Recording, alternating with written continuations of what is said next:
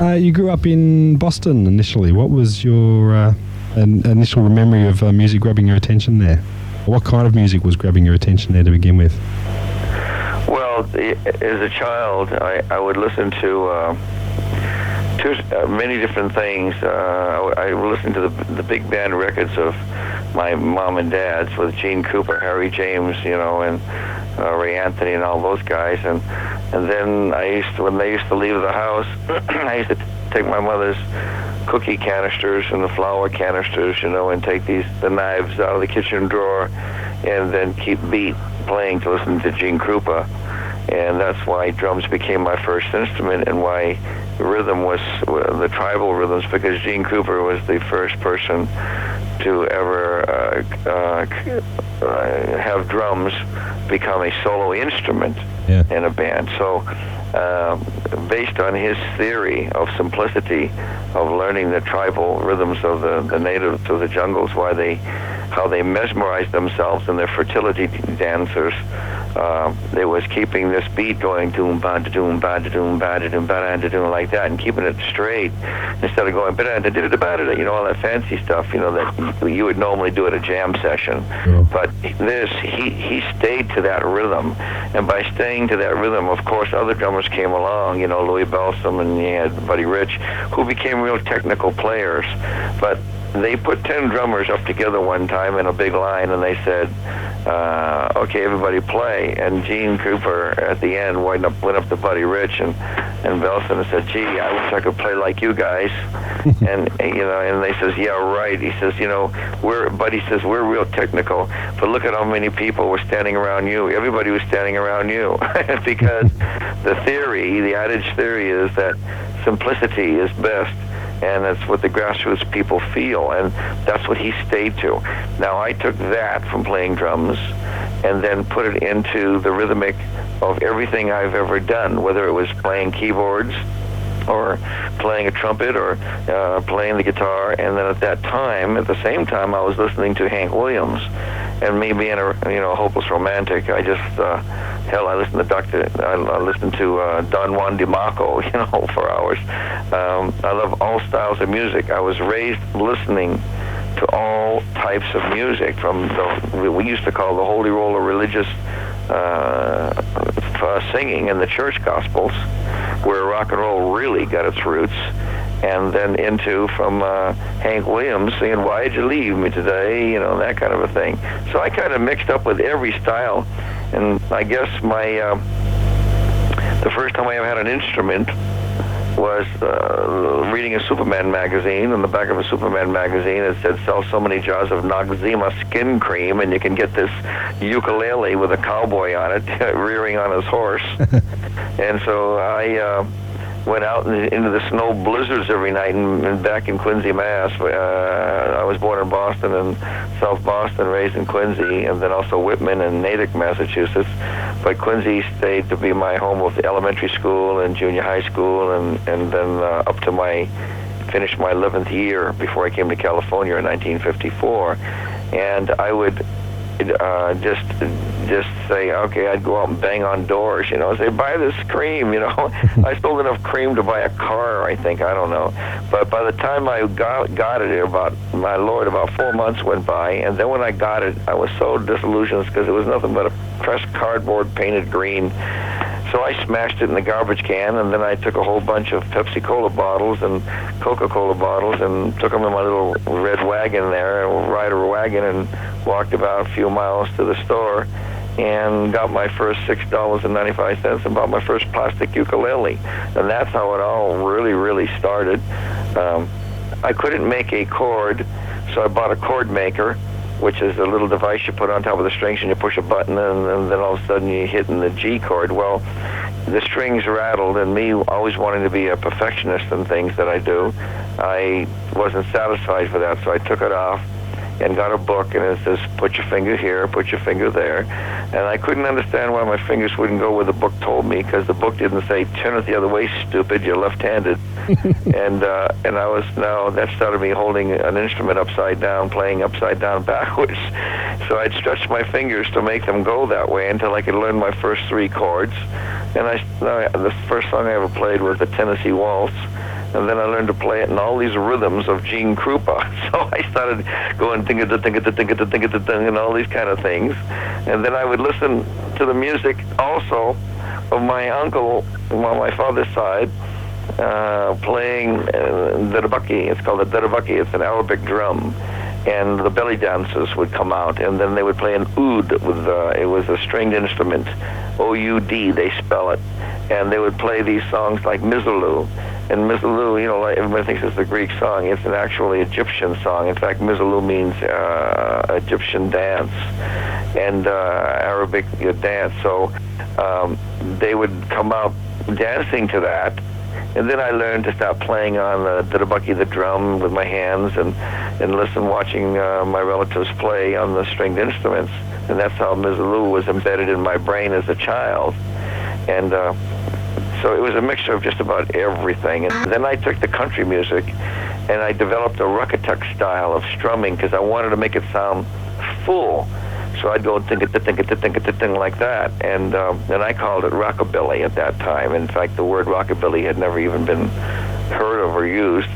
Some people took offense to it, and they said, "Are you calling me a hillbilly?" And so I called it rock. I said, "No, man, I'm rocking it, so I'm calling it a rockabilly," you know. So I did that. Then from my ukulele, out in the country aspect, I would go out during the summer, and I'd go to the barns, and that's where my love for animals came so strong. That became a major influence in my life.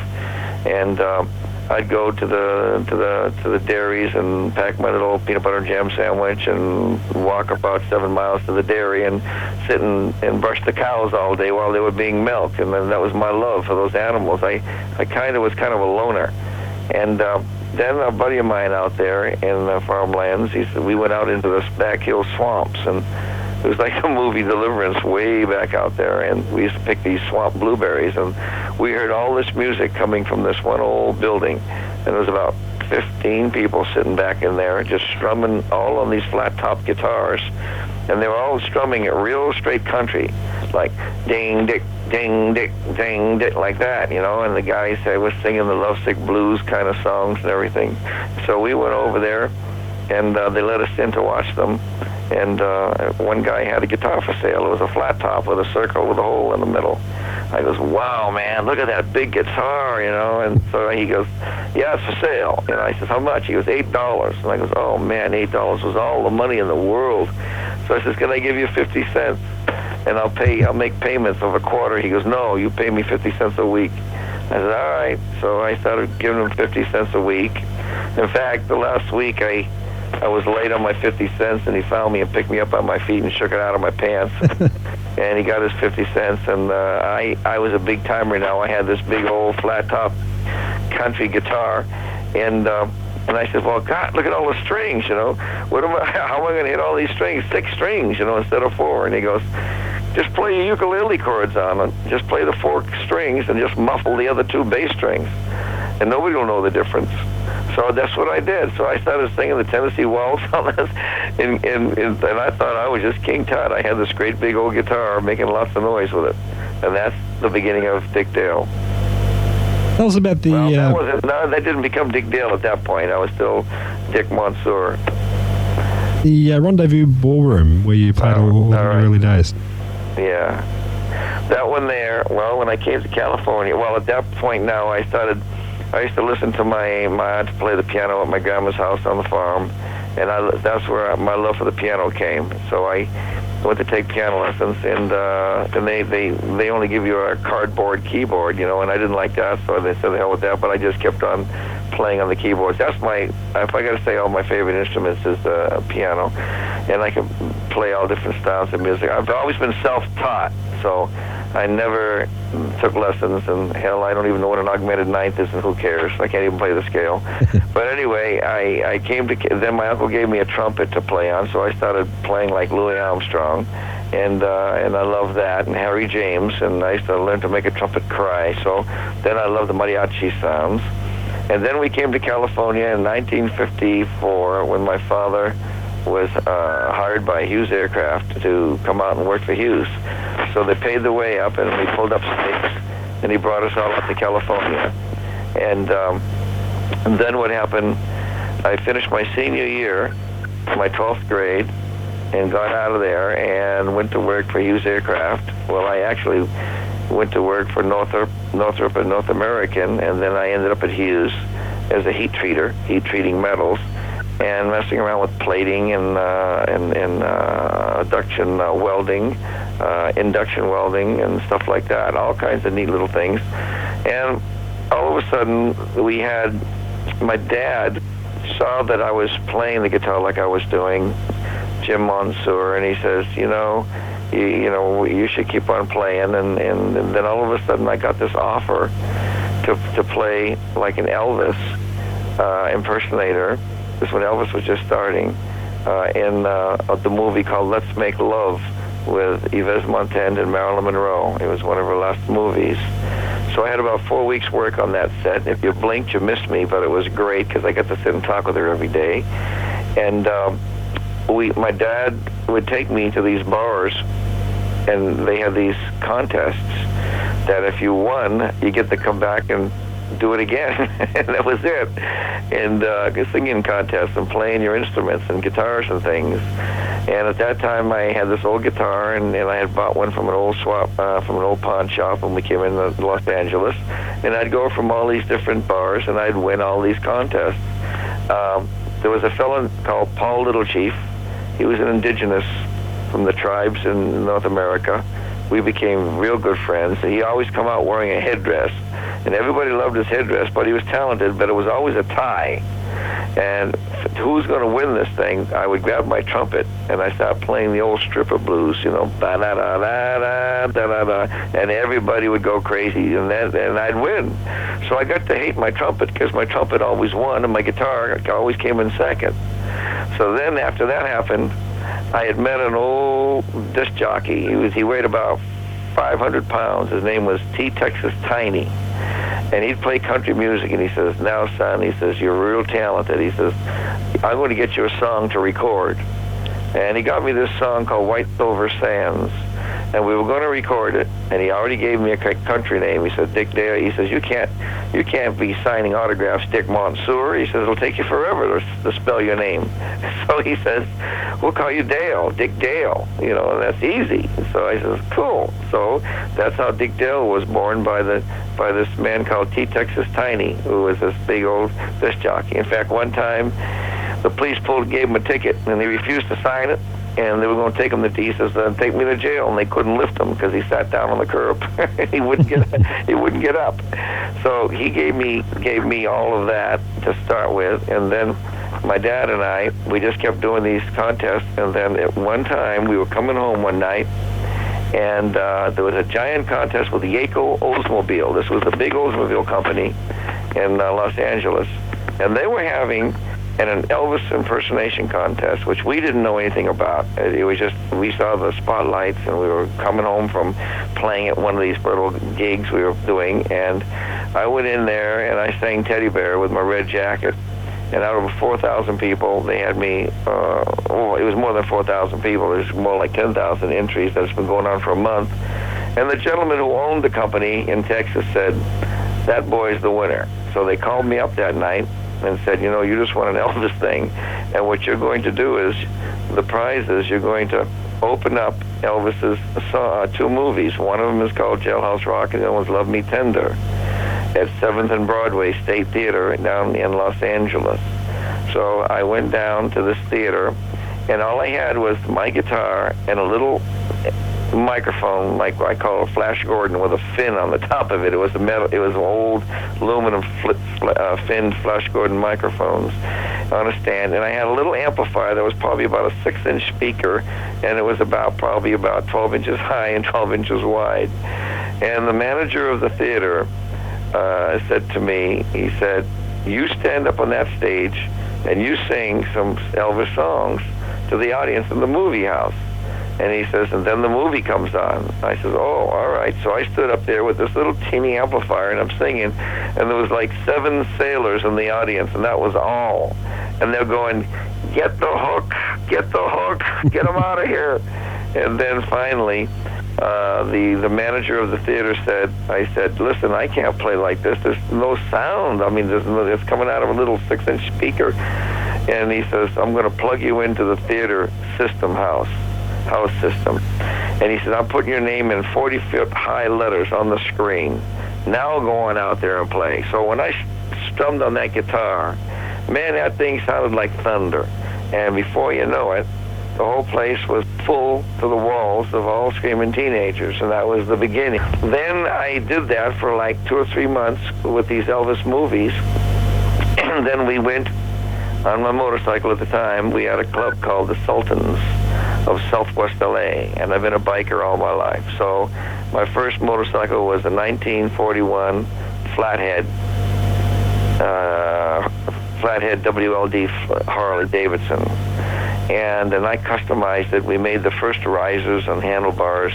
We did that working at Hughes Aircraft, and we were called the Sultans. And we had also cars in the club. So we drove on down.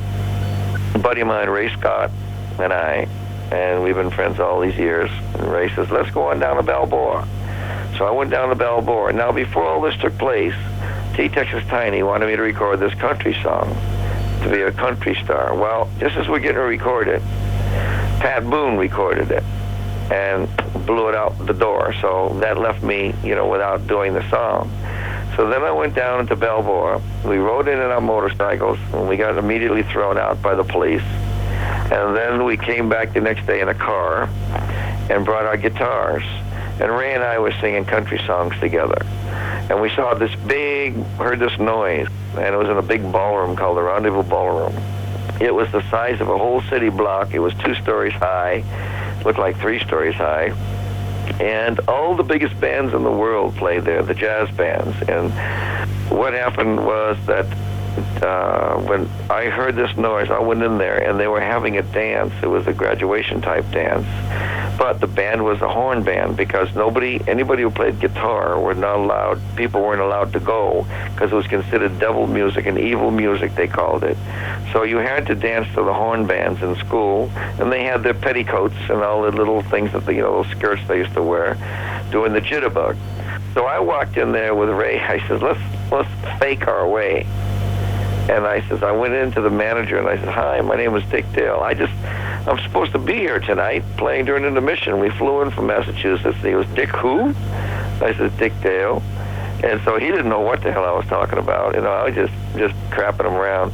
And all of a sudden he said, well, all right, do what you're going to do. And so I got up on the stage, and the band got off the stage, and I asked the drummer if he would stay and help us. So he did. And I started singing this Ruckatuck Hill rockabilly music. And all of the people just started jumping around and going crazy and having just a great time, and they didn't want to hear the horn band anymore. But we left that night, and they spent the night. The cops came to kick us out. We were sleeping in the car. Told me to roll the window down. I said, no, I ain't going to roll no window down. It's too cold out there. And he's banging on the window with a flashlight. And he says, go park in the parking lot somewhere. So I went and parked in the parking lot. We woke up the next morning, and we're walking down the street and down on the Newport Beach. And that's a peninsula over 3 miles long. And that's where the rendezvous was at. So you had to drive 3 miles to get down onto this peninsula to go to this big ballroom. Now, Stan Kenton, he was the jazz man, tried to bring jazz back. And it failed, and they lost about $80,000. So that's when they closed the doors. And it was still closed, and they only opened it for, 1 or 2 things for, like, high school graduations. So that day, Ray and I were walking around, and we saw this little ice cream parlor on the corner. It was called the Rinky Dink Ice Cream Parlor. We went in there, and we heard adjacent to it, which was part of the same building, this guy playing on a piano, playing Boogie Woogie. And I just loved the piano. So I went in, I asked the man, I said, can I go in there and see this kid? And he says, yeah, he's just practicing. So I went back there, and he had 2 of the prettiest sisters. One was a sister, one was a stepsister, Linda and Susie.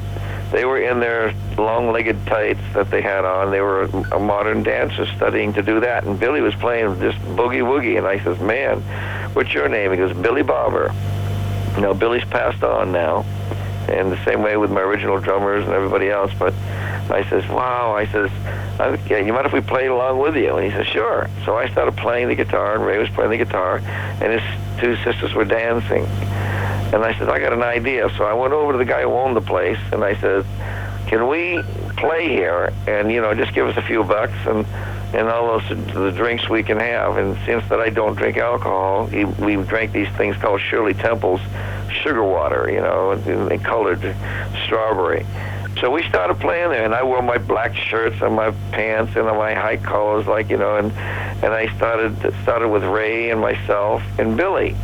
And then I got a drummer, and the place got packed, so I asked for a raise, so we got about $12 a piece, and it was about $8 a piece, and then we got $12, and I wanted to put another guitarist, and I told Ray he's going to have to stop playing bass, and they fired me because they didn't want to pay the money.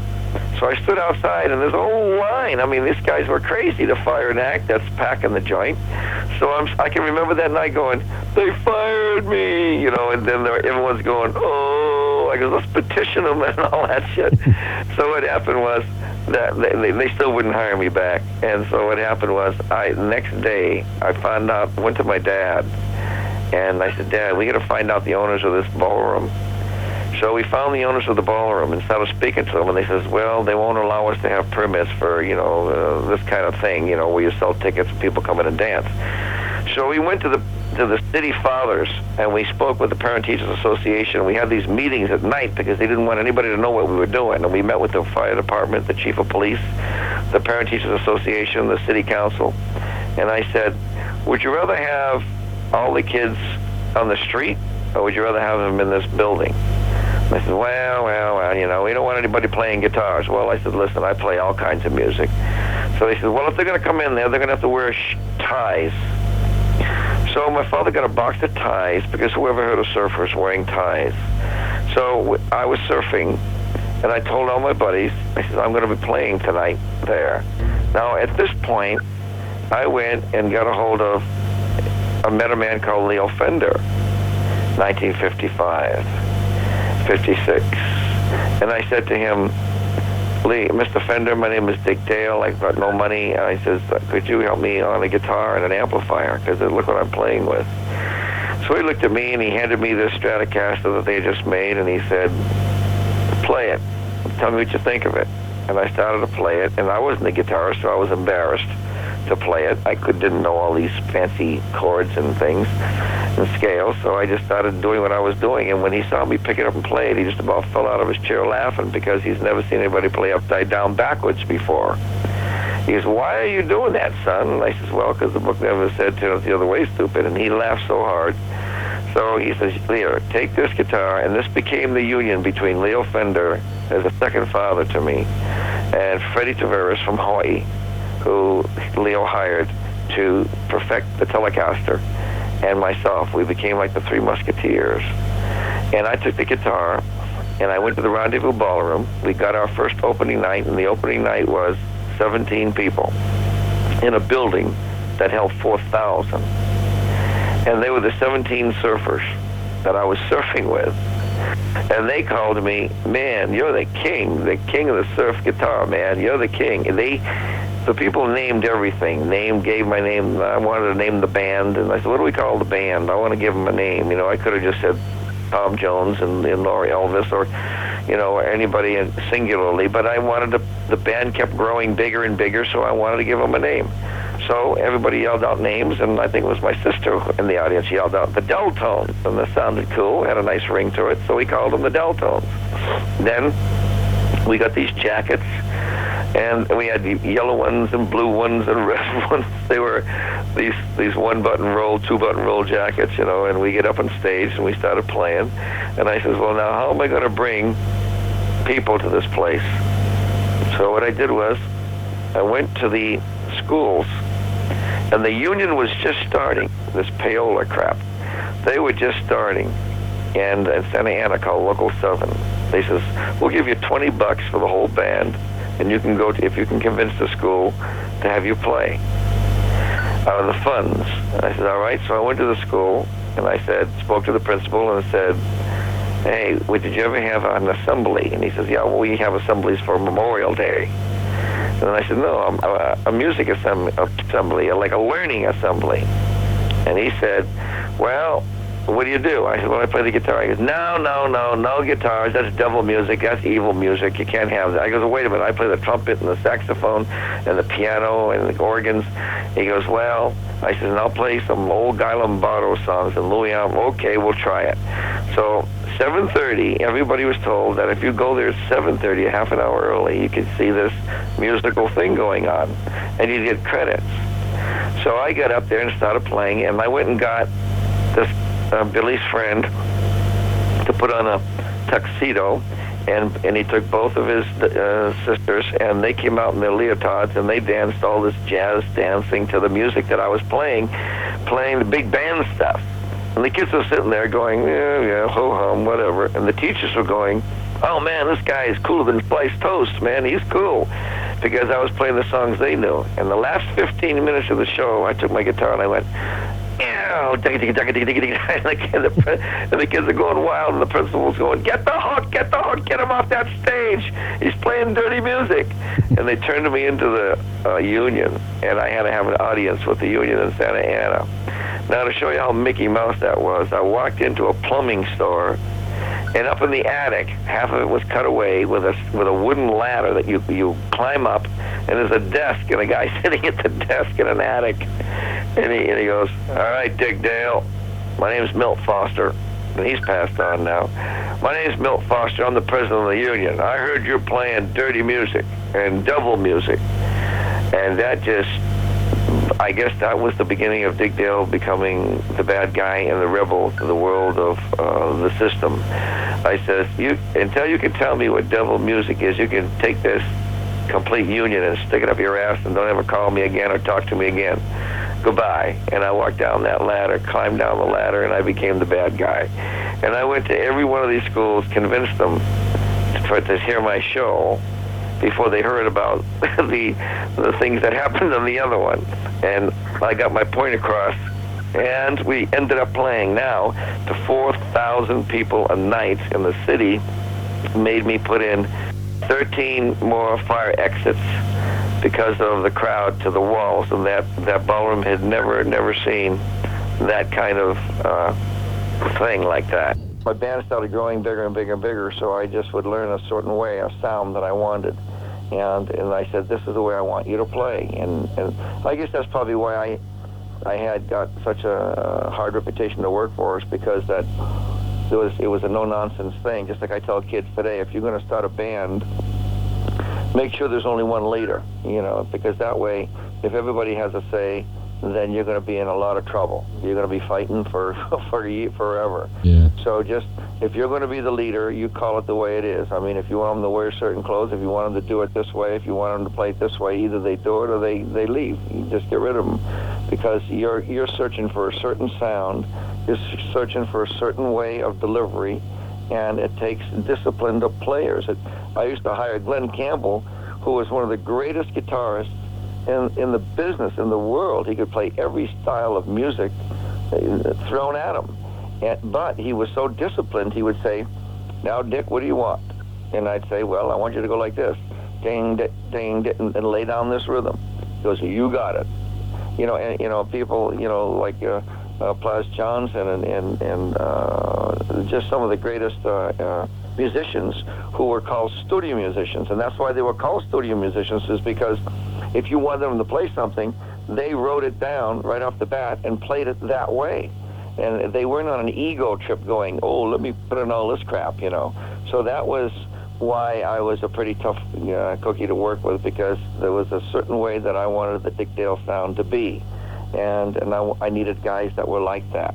Well, anyway, we continued, and I kept, all of a sudden at that time, we were not using microphones to put in front of amplifiers, so like we do today. And all of a sudden, the sound, when there was 100 people, it sounded good, but when it started building up for more than 100 people, it would just get soaked up, and I would get no bass response anymore. And then I kept hitting it harder and harder on the guitar, and all of a sudden the speakers start smoking, and all of a sudden you see little flames coming out of them, and the speakers are burning and blowing up, and I blew up over 50 amplifiers.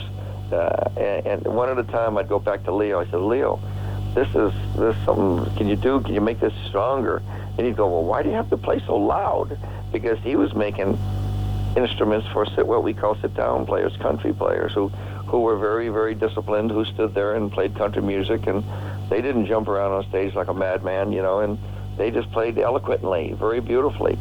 And they didn't need the reason for loud amplifiers. Chuck Berry didn't need a reason for a loud amplifier. The Champs that were on the road, they were playing through stand-up acoustic bass. Nobody needed to be loud. Well, I needed to be loud because I wanted to sound like Gene Krupa's drums, that fat tribal sound.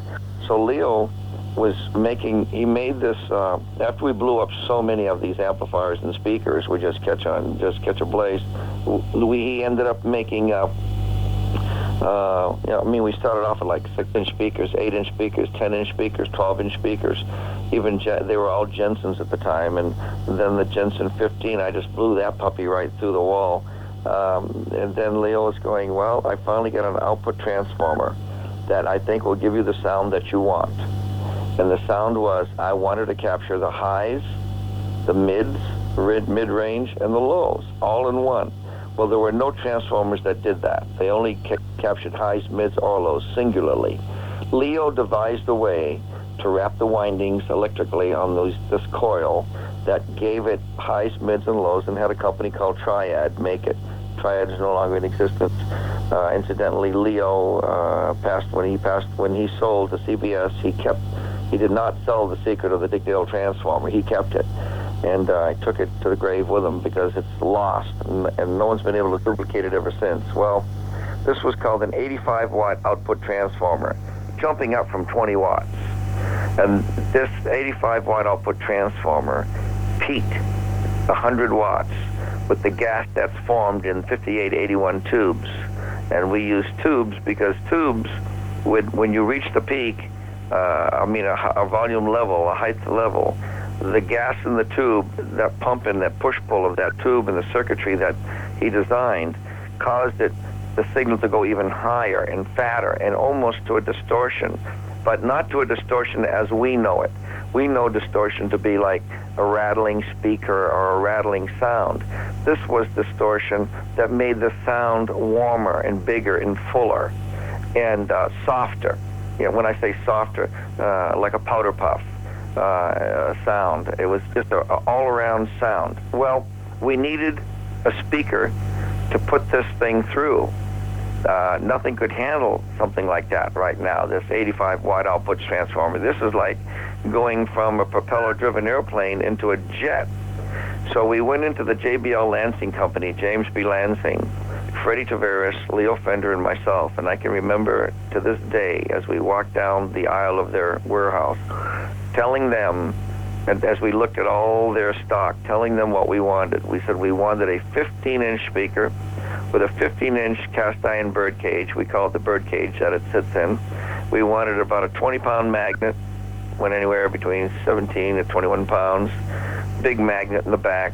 We wanted thicker wires inside into the coil, so because that's what was happening before when we were pushing the voltage through for volume. Those wires would heat up, and then they would short out, and they would come off and on. You'd have an intermittent speaker, or it would heat up the cone of the speaker, the ridge of the speaker, and catch the cloth on fire, the paper on fire, and that's what was smoking. I was famous for blowing out speaker systems. I cooked the one at the London Forum, and as we were playing. But anyway, we told them we wanted that 15-inch speaker, and I wanted an aluminum dust cover in the middle, so I could hear the click of the pick when you turned up the treble. Now, they thought we were crazy. They said, what are you going to do, put this on a tugboat or something? And Leo said, if you want the business, you make that speaker. So they made it, and it became the JBL D130, a D130 15-inch Lansing.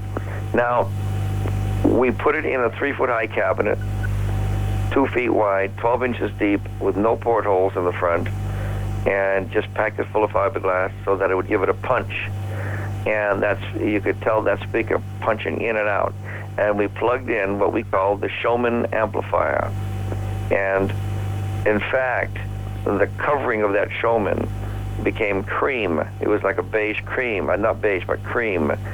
And how that happened was when we were blowing up so many amps, he was making them for me during the week. We would scratch like serial numbers in them, starting with, we'd go 000, then 25 and 26, 27, and go right along. Well, we didn't have anything to wrap it with on the wood, so he had this Tolex extra Tolex sitting in the back, and he wrapped it. But Leo was a practical man, and he says, Dick, I don't want you to show the people this head. I said, but Leo, I need it tonight. And he goes, I don't want you to show the people this head because they're going to want to buy it because it's very impractical. They'll get coffee stains on it.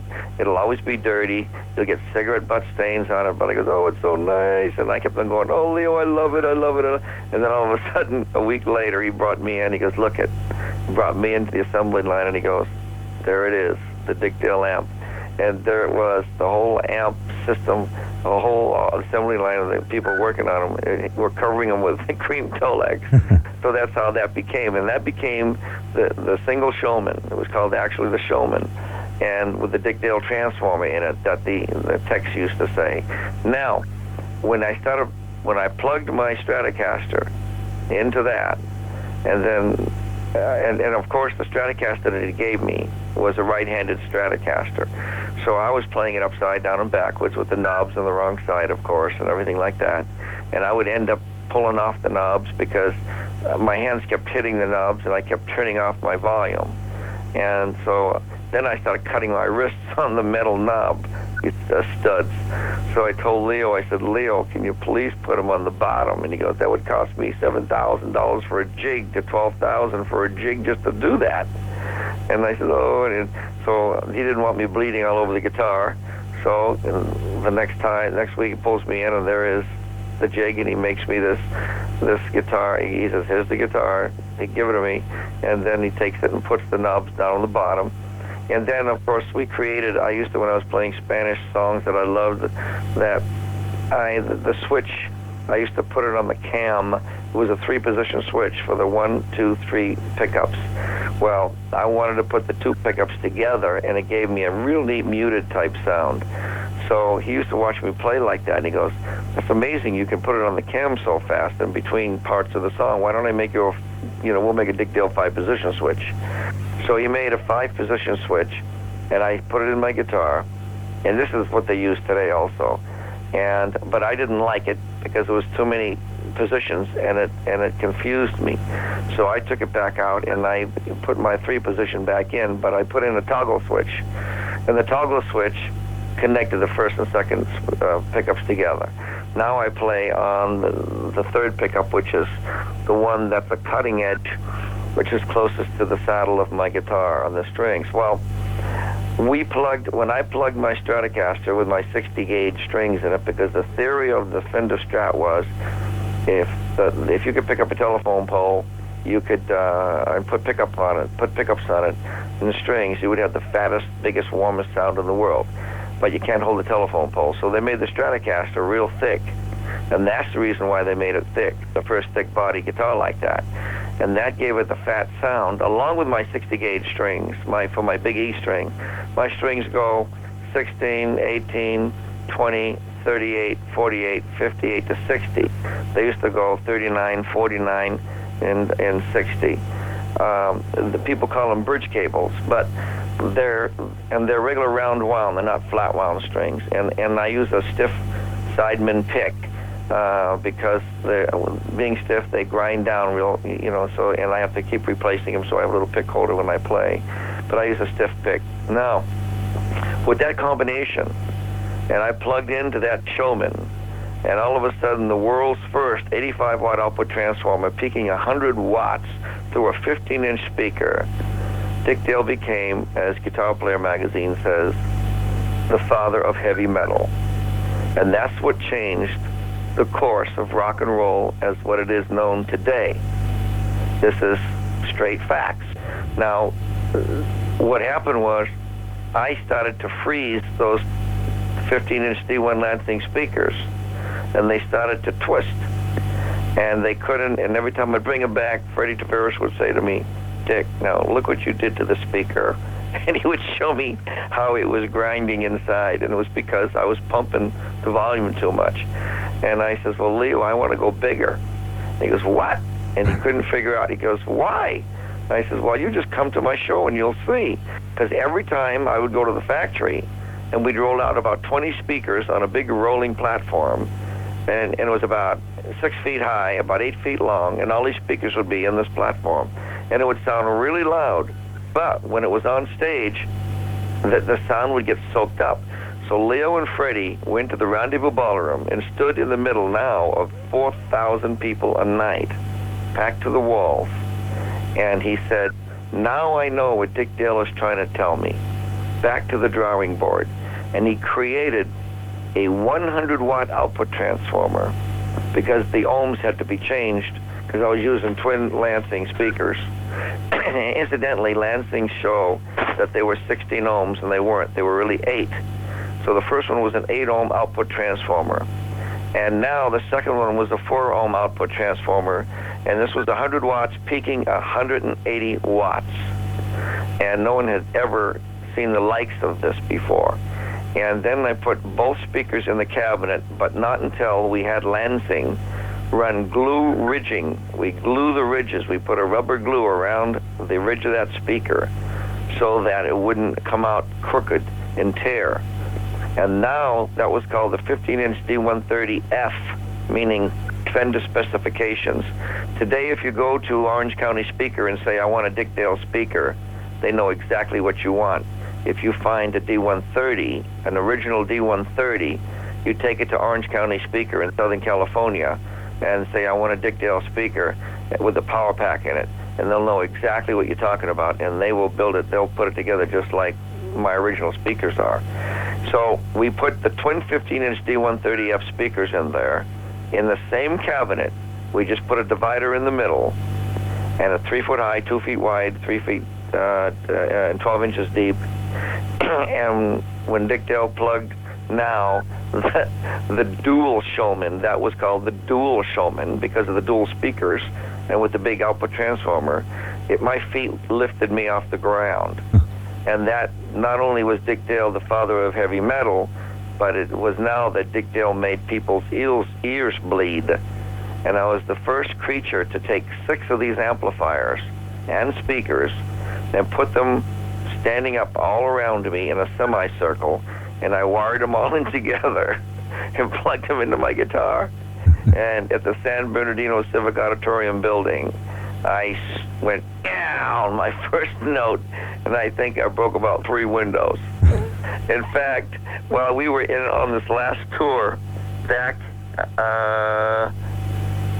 east, I think it was back east, I did a television show, and on the wall they had these most unbelievable pieces of blown glass that was on loan to them from the museum because it was part of the show for that day they were talking about.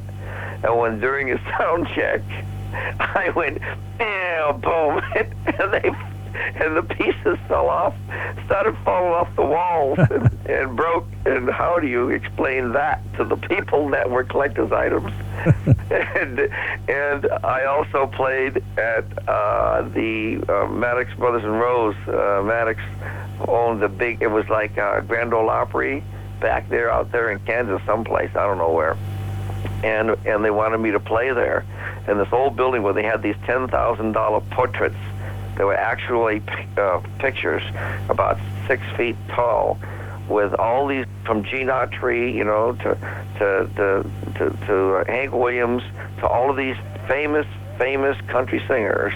And as I started playing, and we got into this thing with the beast roaring, all of a sudden we heard a big crash, and the wooden name of Gene Autry that was on this huge $10,000 picture fell off and crashed on the floor and broke.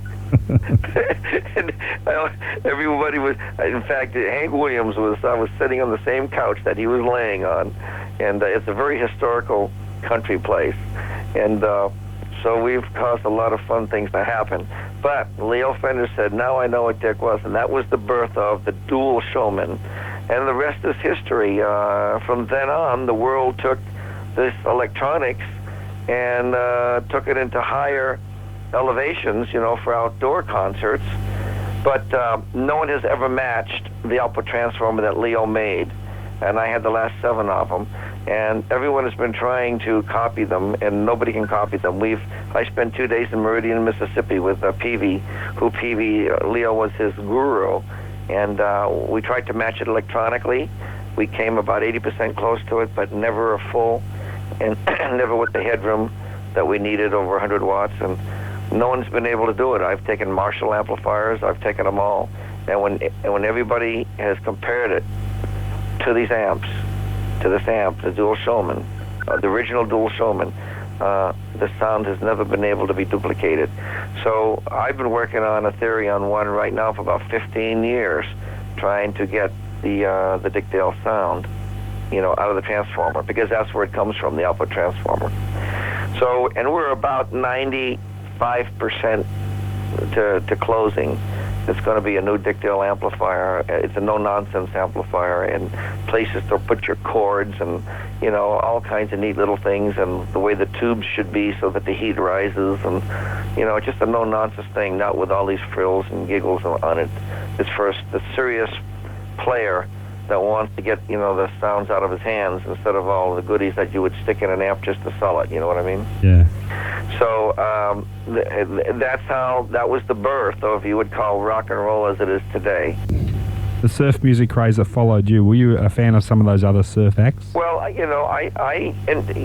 I'm a lover of all music. I mean, I go from one extreme to another. I'll play Don Juan DeMarco, all day long, because I'm a hopeless romantic, and that's why I wrote for the ladies this new song that you'll be hearing on my new CD when it's out, called Bello Horizonte, meaning beautiful horizon, the light of our lives, of the women. That's what they are. And when I was in South America, I mean, all my music comes from where I've been, the different races, the different ways of life, the pain of life, the pain of the government crushing the innocent. It's just my music always stems from things like that. And any band that plays, whatever they play, to me, I keep being asked this question: who's the best of this and the best of that? What's the best band? What's the best player? What's the best guitar player? What's the best what? And I tell them, what is best? What is the greatest? It's Segovia. Dick Dale is Dick Dale. I was told one day by a critic, there are many imitators, but there are no duplicators of Dick Dale. And I said the same thing to Eric Clapton. And he pointed me at my chest and said the same thing back to me.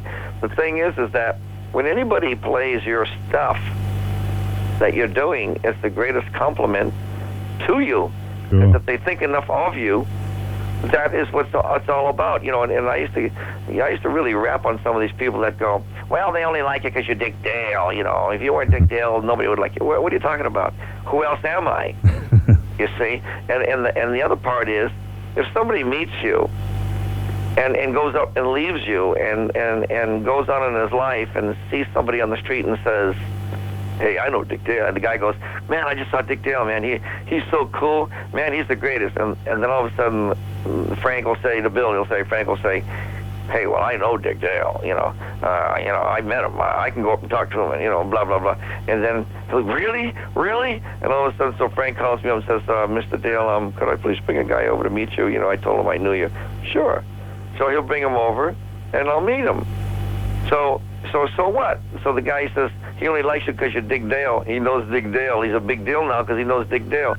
Well, my God, if that's going to make him a big deal because he knows me, aren't I doing something for somebody else in life to make him feel like he's a big guy?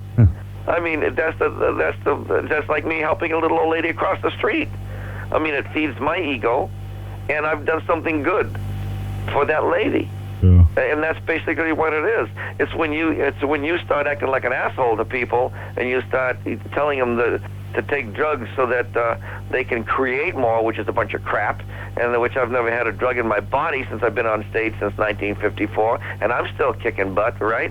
Well, I don't seem to have a problem. To me, I think anybody who uses anything in their system that God didn't say this belongs in your system, outside of water, I think is a wacko, and he doesn't need it, and I don't need it. I never have used it, and I never will. So I'll continue to go out there helping anybody I possibly can. If somebody says, well, he's got a big ego, because, well, if you ask me what time it is, I'll tell you how to build a clock, because I don't want you going assuming something. When you assume, just look at the word, the way it's spelled. Assume. You make an ass out of you and me. Assume.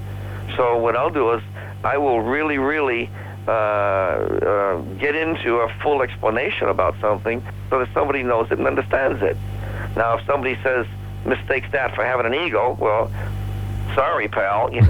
If that's the way you think, I'll see you later. Yeah. And that's basically it. But the people who really want to learn will go to the people who have done what they've done, and that's what I do. If I want to learn how to build a house, I'll go to people who have been successful building houses and ask them. So when I see people playing what they play, whether it's what they call surf music, I like to call it Dick Dale music, because it's Dick Dale that created it. Whether you want to, I got my sounds from my African lions and my elephants and my gorillas and my mountain lions and leopards and jaguars that I used to raise, just as much as I got it from the ocean. So they could have called it Dick Dale King of the Jungle music, if they wanted to, but they called it surf music because I was surfing with the guys. Yeah. And so they put a title on it. But let it not be mistaken. When anybody hears Dick Dale music, they know it's Dick Dale playing. Just like Nissan now, the car using my music, Misirlou. Misirlou has become a national anthem, for Pete's sake, because of Pulp Fiction of Quentin Tarantino using Misirlou to make a movie. Misirlou came before the movie. People don't realize that. He used Misirlou to get the energy to create the movie. And that's what he said to me when he first met me. He wanted to ask my permission to use Misirlou to create a masterpiece of a movie to complement my song Misirlou. Most people make a movie first and then put the music to it. Tarantino doesn't do it that way. So now Misirlou's been used for, now Nissan is coming out worldwide. And then we just got through doing the thing for Mountain Dew. And then from Mountain Dew for the Super Bowl, and then from Mountain Dew they're using the Solar Flex, and it's using my music. And then it went on to Philips flat screen TV from Holland, from Europe, and now of course Dick Dale can say he stood on top of Space Mountain, and my music is in Space Mountain all over the world. So if they say, hey, that's a surf band, and they're playing, to me, that's the greatest compliment in the world. I don't have what you would call people that I formed after. If I had to say people I formed after, that would be Gene Krupa, drums. That was my first instrument. So I took the drumming and I put it into my music as percussion. And that's what I did, like that, with the pick. And drumming has been my percussion through all the instruments I play, from piano to trumpet to sax. It's how you accentuate. You got to accentuate. So you have to put that all together. Now that's what I do with my music. Now, that was Gene Krupa. Next was Harry James. Harry James was the trumpeter. So I picked up the trumpet and learned to play the trumpet. I've done everything by ear. I can't read music. I've never had a lesson in my life. That shows everybody out there on this planet that they can do it. If I can do it, they can do it. And I mean, Lord knows, I've done everything backwards, upside down all my life. And if I can do it, they can do it. So then I went with Louis Armstrong, anybody who played. Then I went to the mariachi sounds. And that's why I sound like that when I play the trumpet. I can play big band, jazz, classical. Liberace used to come and watch me when I was in Las Vegas on his breaks and giggle because I used to imitate Liberace on the piano because he was the greatest keyboardist I've ever seen in my life. So that's what, those are the people. And Hank Williams, country music. So, if I hear people in the beginning of my time those are the people who I followed, you might say, played after. Who do I listen to today? Well, today, I mean, I'm sorry to sorrow you rockers, but I listen to people that I love very dearly. I come apart when I hear The Two of Us by, it's a country song by, oh Lord, I just got what they call an elderly moment. My brain stopped. Doggone it, he's a famous country singer, and that'll be trivia for you guys to find out. Yeah, I know the song, but I can't think of the artist The either. Two of Us. Yeah. His voice is so beautiful when he sings. He does it so, I mean, the layout is so perfect. But then on the other hand, I love to listen to Don Juan de Marco from the movie, you know, and that beautiful Spanish music when it's together. And then on the other hand, I can really appreciate people like when I hear Eric Clapton and Stevie Vai and Eddie Van Halen. And then I love the workmanship of Tyler, or whatever his name is, the guy who... I'm lame when it comes to people in this business because I was always a hermit. So I don't know who all these people are until I bump into them. But when, you know who I'm talking about?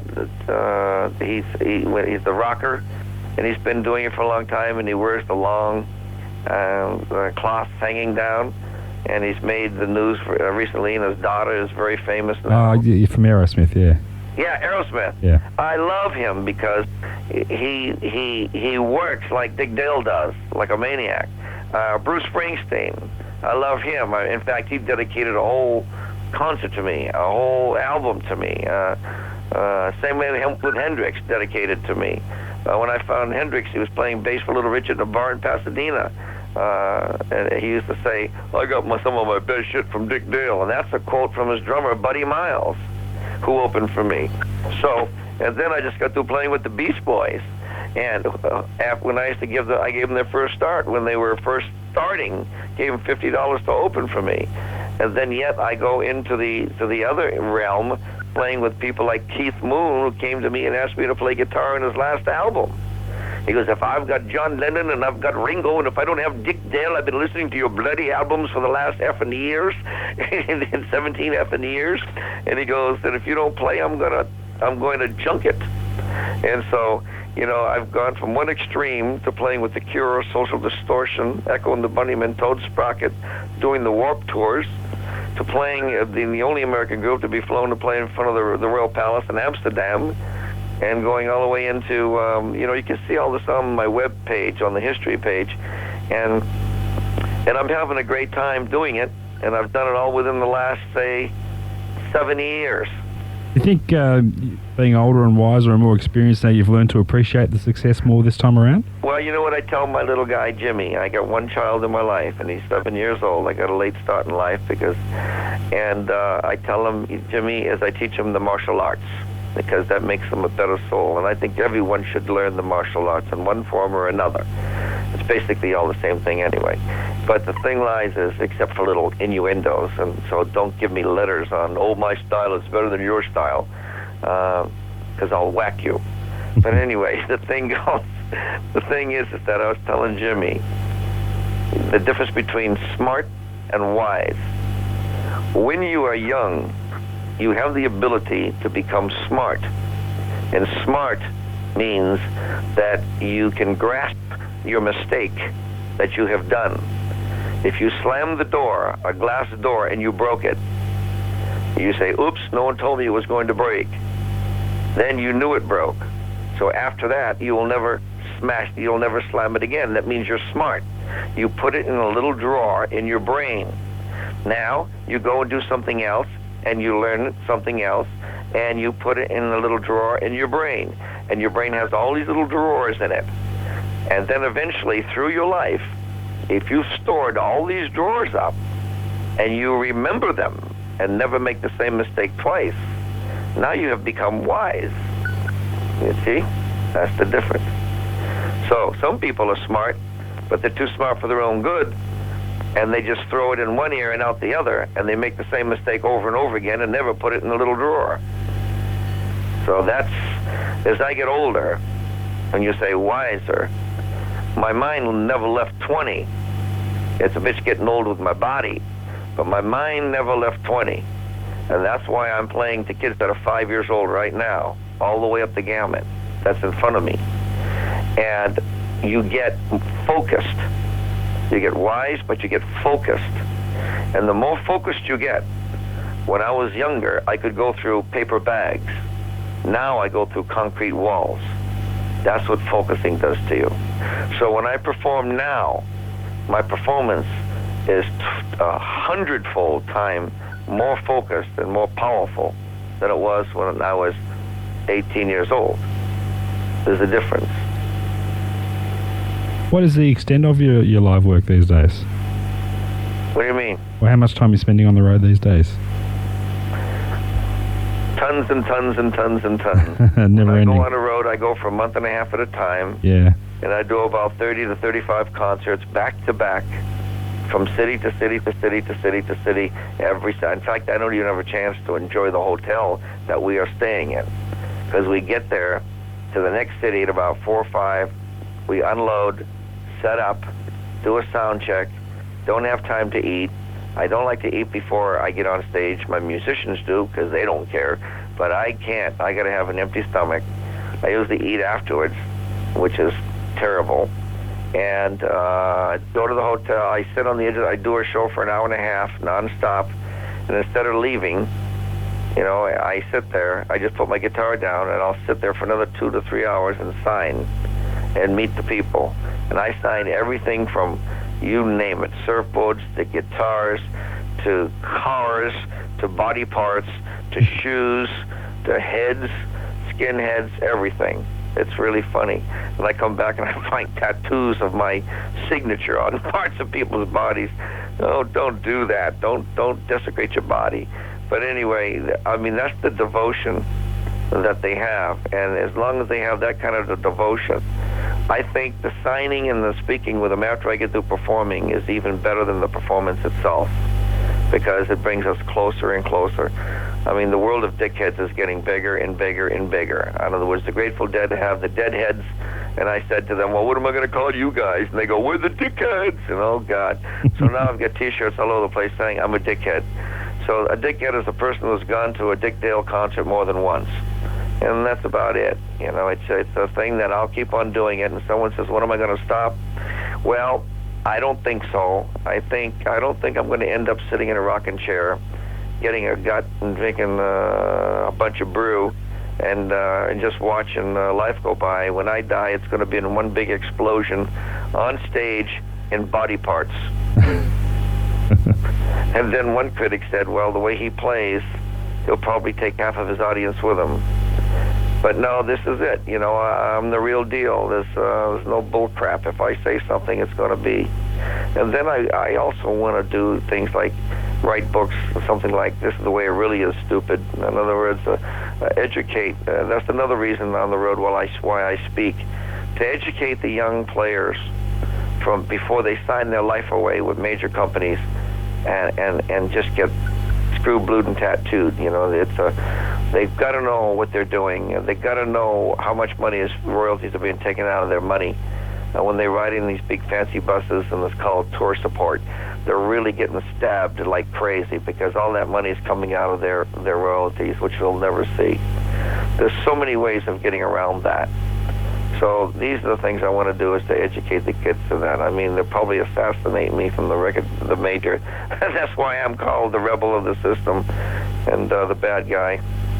But you got to let these kids know how not to make mistakes. Sure. Okay, Dick, look, I'm going to leave you there. Thank you so much for your time. It's been a treat listening to your story, an absolute treat. And Sure. You're always a welcome visitor down here. We look forward to... I loved it there, and I've never had so much fun, and I hope to come back. As soon as I find an agent that wants to bring me back, I'll be glad to come back. Also, if they want to get a hold of me, they can get a hold of me on www.dickdale.com. And if they want to email me, they can email me right at it's called Dick, D-I-C-K, at dickdale.com. And I answer all my email. Tremendous. It is a wonderful site. I have been there. It is very extensive, and you can get lost in there. Listen, let me tell you something. And those of them that want to really find out the Dick Dale records and all that stuff like that, it's on my web. But you can hit Amazon. You can go www.amazon.com and then hit music, and then hit popular music, and then type in Dick Dale, and they've got every single one of my latest CDs with all these 5-star reviews that have been given by the people.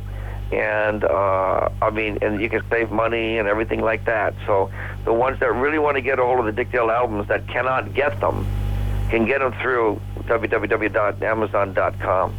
Tremendous. Yeah, I was really blown away. Somebody said, check it out, and I went there, and man, I couldn't believe it. They got reviews. You can even get sampling off of it and everything, because I'm just learning about it. I don't know completely. I get lost in it, too.